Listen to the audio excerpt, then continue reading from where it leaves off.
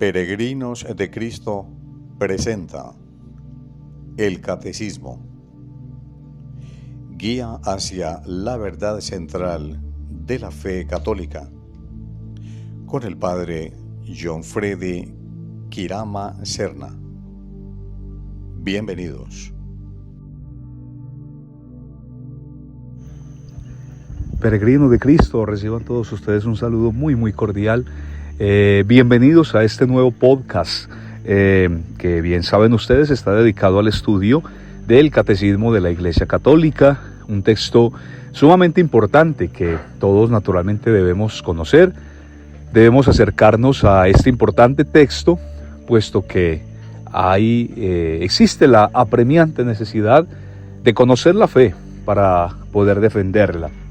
Gracias a todos ustedes que como cada semana están ahí conectados, escuchando. Gracias a las personas que también van interactuando, que van exponiendo también sus dudas, sus inquietudes, que van manifestando también sus preguntas.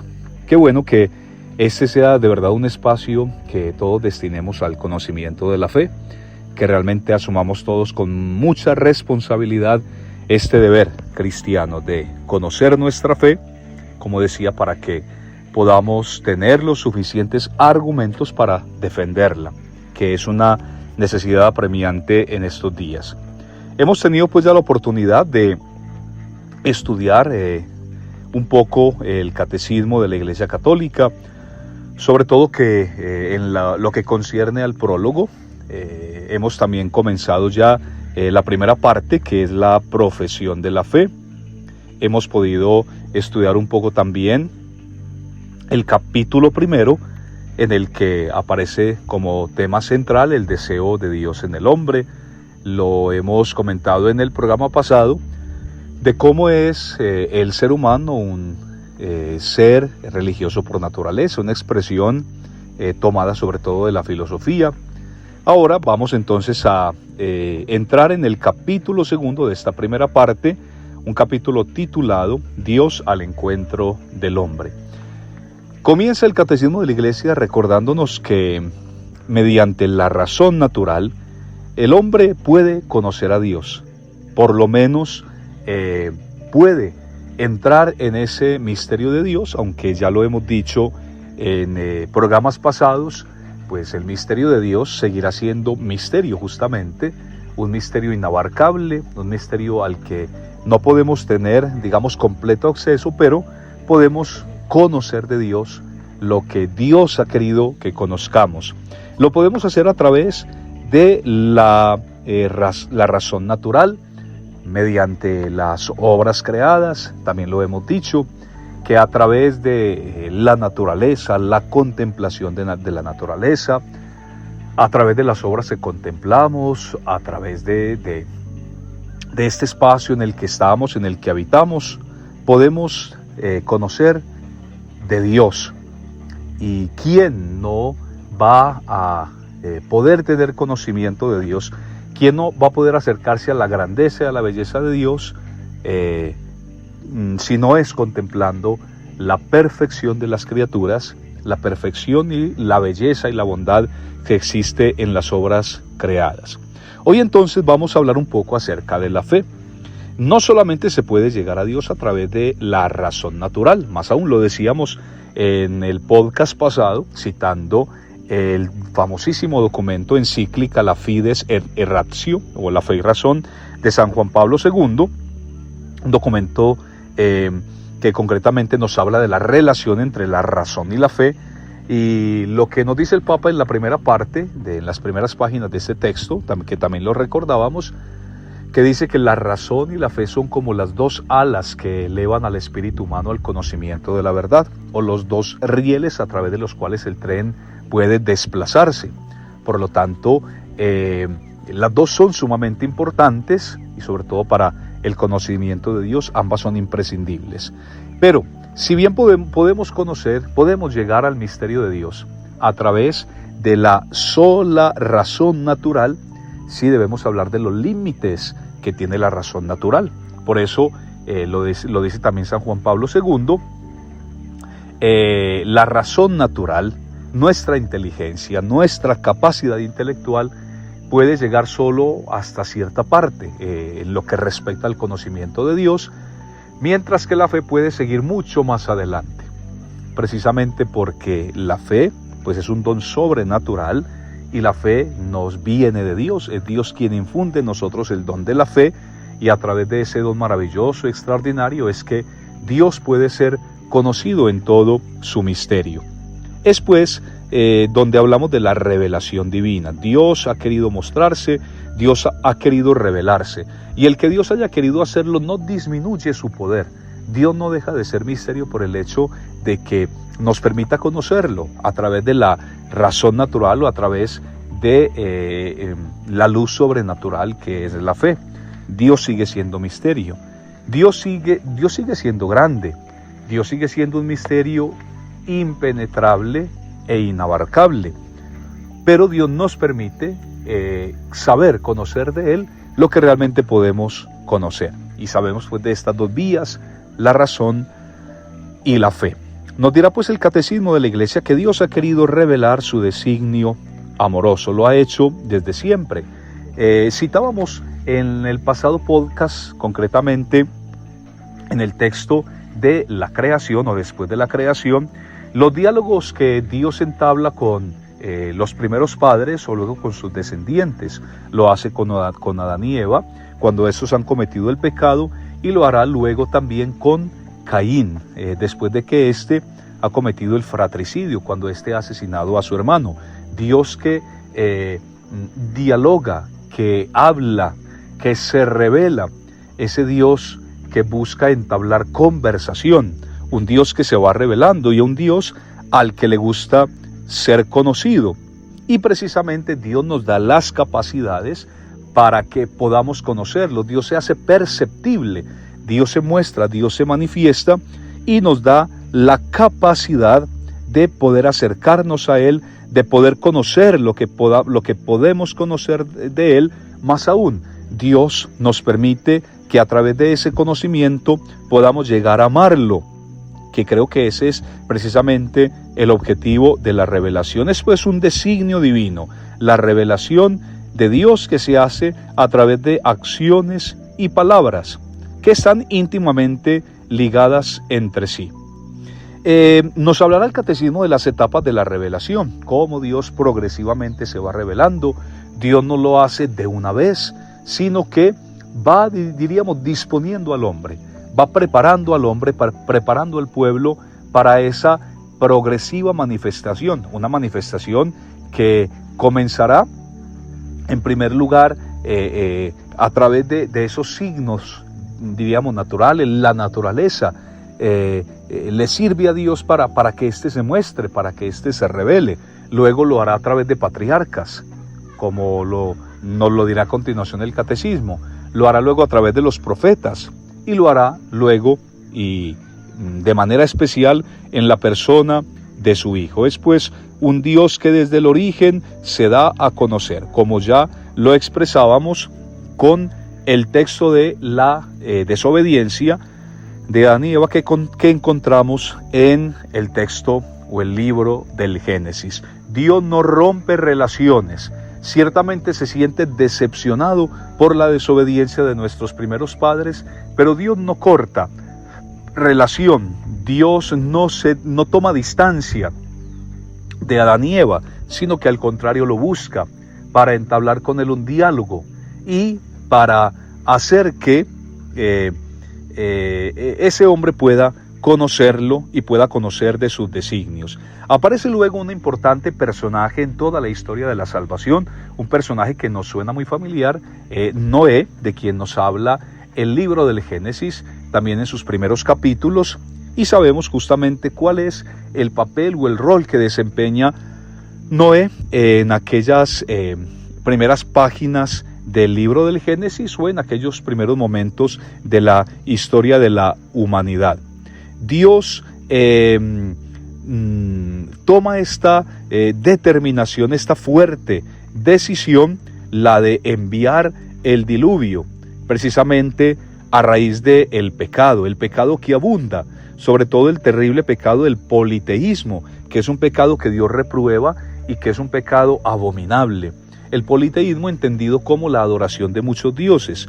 El pueblo de Israel ha caído en ese terrible pecado del politeísmo o el pecado de la idolatría, y Dios es un Dios celoso. Lo escucharemos luego en el texto de la alianza que Dios establece con Moisés. Es un Dios celoso y es un Dios a quien quiere que el pueblo solo le reconozca a Él y que solo le adore a Él. Por lo tanto, esa idolatría en la que el pueblo cae, pues genera, diríamos, la decepción, genera la frustración en Dios, quien toma esta fuerte determinación pues de enviar el diluvio, y para ello pues Dios habla con Noé, concretamente hablándole de sus planes, y al final del diluvio, de ese texto o de este acontecimiento, Dios establece un pacto o una alianza con Noé.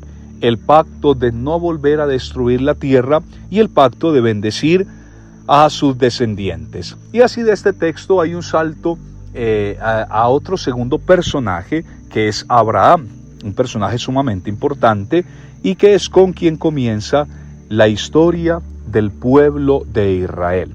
Abraham es un buen hombre a quien Dios llama de su tierra, de Ur de los Caldeos, para que éste, tomando todo lo suyo, salga y se ponga en camino hacia la tierra de Canaán, que es la tierra que ya Dios ha determinado entregar a su pueblo, a ese pueblo que apenas comienza, ese pueblo que apenas nace. Y Dios le hace una promesa a Abraham. Si éste obedece, Dios le dará una numerosa descendencia, tan numerosa como las estrellas del cielo y como la arena de la playa del mar. Abraham, pues, obedece a Dios, se aleja de su tierra con todos los suyos y se pone en camino. Y la promesa, pues, en ti serán benditas todas las naciones de la tierra. Es pues el pueblo de Israel que nace a partir de Abraham, quien es depositario de esa gran promesa que Dios hace a los patriarcas, y una promesa que será renovada también en la persona de Isaac, el hijo de Abraham, y posteriormente promesa que también será renovada a Jacob, quien dará origen a las 12 tribus de Israel a partir de los 12 hijos que tiene Jacob, y con quienes ya, pues diríamos, hallará cumplimiento la promesa de Dios, la de dar al pueblo esa tierra que emana leche y miel. Y los 12 hijos de Jacob, pues, se establecerán cada uno de ellos con su respectiva familia o descendencia en algún lugar concreto de esa de esa tierra que Dios le ha prometido. Es el Dios, pues, que se va revelando, que progresivamente se va mostrando al pueblo y que lo hace de manera muy especial a través del pueblo que él forma con la llamada de el gran Abraham. Pero Dios está preparando todavía aquel que le revelará de manera plena y de manera perfecta todo lo que acontece con Noé, con Abraham, con Isaac, con Jacob, con los reyes, con los profetas. Es apenas una preparación de lo que Dios hará y de la forma en la que Dios se revelará, esta vez ya en la persona de su Hijo, en la persona del Mesías. Nos dirá pues el catecismo que aparece Cristo Jesús, que es el mediador y la plenitud de toda la revelación. Por eso en Cristo se recapitulan todas las promesas que Dios ha hecho en la antigüedad a su pueblo.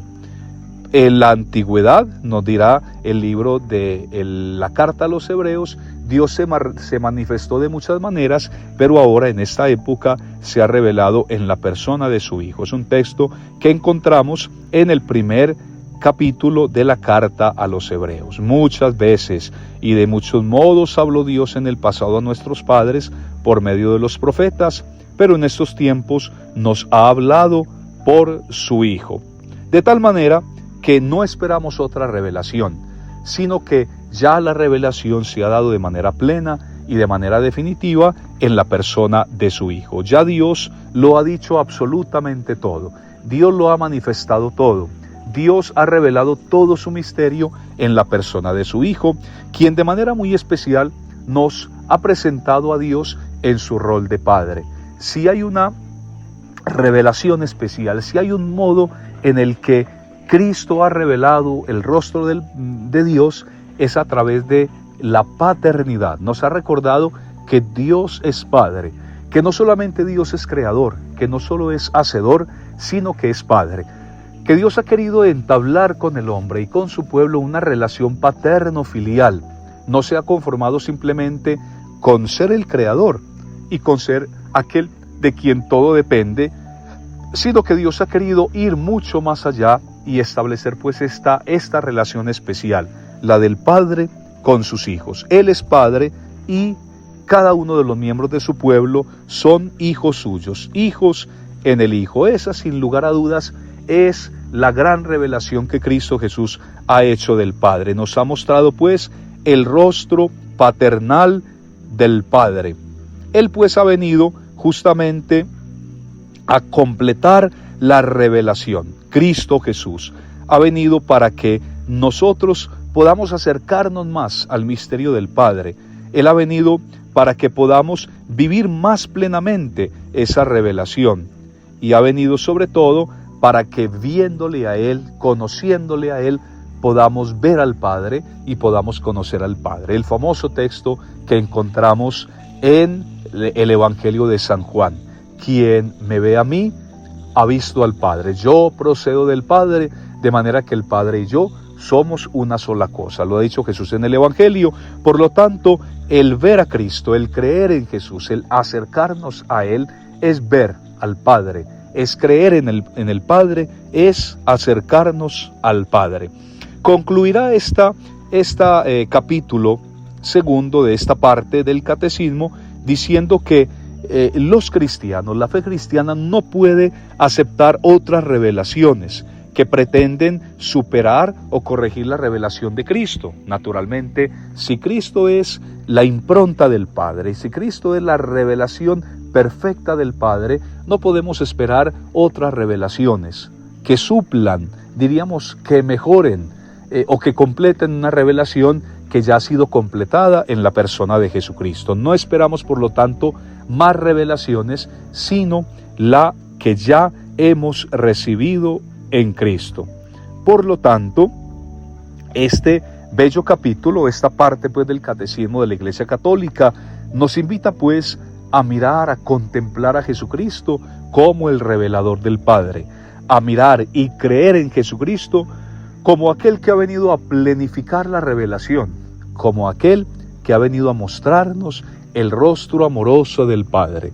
En Jesucristo, pues, el amor y la misericordia del Padre, la esencia de Dios, de ese Dios que es amor, o adquiere nombre y adquiere un rostro concreto. Y así es como vemos a Jesucristo, como aquel que, llegado en la plenitud de los tiempos, ha venido a mostrarnos al Padre, ha venido a revelarnos al Padre y ha venido a completar y a perfeccionar esa revelación que en la antigüedad se fue dando de manera progresiva, poco a poco, pero que ahora ha alcanzado plenitud. Es pues como termina este artículo de esta primera parte del Catecismo de la Iglesia, la profesión de la fe. Iremos entonces de esta forma, de a poco, porque se trata de no abarcar mucho, sino de a poco ir abordando algunos puntos del Catecismo de la Iglesia, dado pues que el tiempo es breve y lo ideal es que se podamos comentar ampliamente o hasta donde podamos, pues cada uno de estos títulos del Catecismo, los contenidos de cada uno de estos puntos del Catecismo y que nos vayan quedando ideas muy claras. Amigos, sea pues nuevamente la oportunidad para que ustedes, para invitarlos nuevamente a que interactuemos juntos a través de sus comentarios, a través de las preguntas, a través de las inquietudes que ustedes puedan manifestar una vez hayan escuchado este podcast.